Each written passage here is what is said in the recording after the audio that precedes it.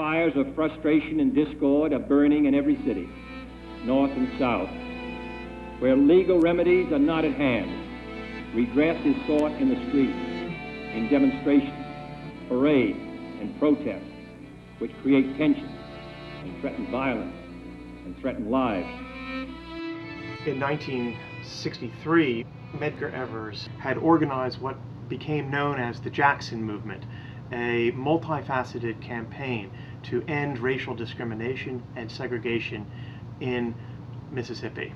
When he came back from World War II, though he had served his country, Evers remained a second-class citizen. He wanted to desegregate public accommodations in nonviolent ways.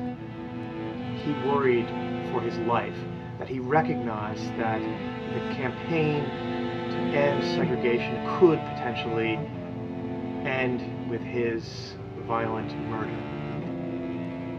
This picture, to me, is a kind of climactic moment.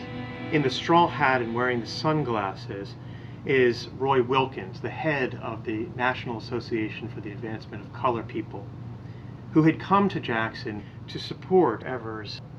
Wilkins acknowledged that the youth of the country were becoming disenchanted with the legal pursuits of equality, and we're moving toward more militant means of expression. Evers always believed in that. He was really a frontline person.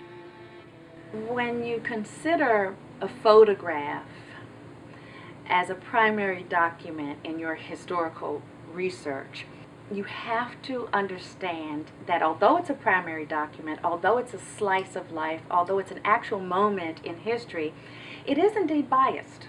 Photographers are biased also. Medgar Evers and Roy Wilkins are surrounded, almost confined and constrained by the presence of the police officers. One police officer is writing out the citation, so he's got the power in this scene.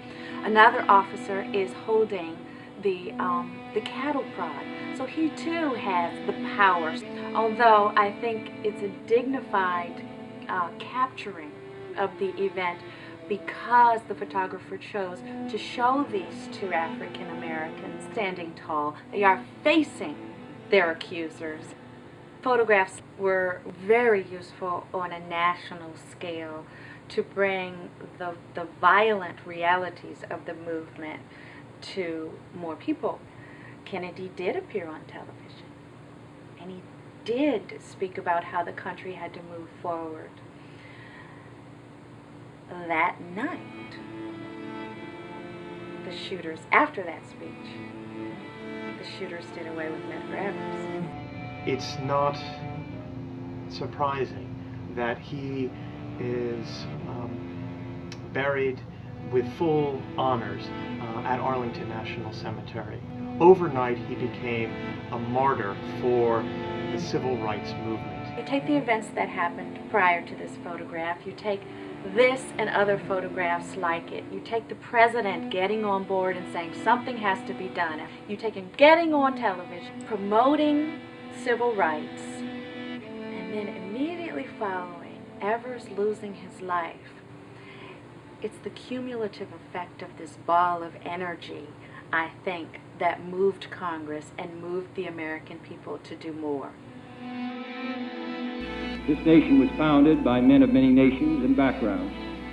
It was founded on the principle that all men are created equal, and that the rights of every man are diminished when the rights of one man are threatened.